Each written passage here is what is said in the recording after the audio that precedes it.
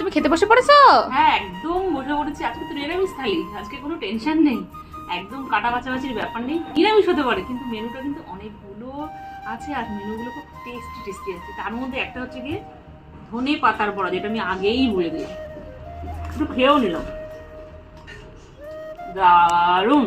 আচ্ছা বড়া তো খেয়ে নিলে, মেনুতে কি আছে বলো। আচ্ছা মেনুতে কি আছে, প্রথমে গরম গরম সাদা ভাত, সাথে আছে কাঁচা লঙ্কা, চাকা করে কাটা শসা, নিয়েছি কুমড়ো সেদ্ধ, আর নিয়েছি উচ্ছে ভাজা, আর চাকা করে একটা বেগুন ভাজা, সাথে আছে আলু ভাজা, আর একবার বলে দিলাম ধনে পাতার বড়া, সাথে আছে বিউলির ডাল।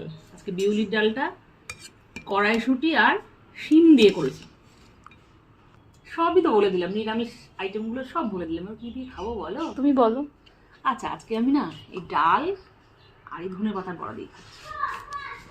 নিয়ে নিলাম বিউলির ডাল, গরম গরম ভাতে ভালোই লাগে।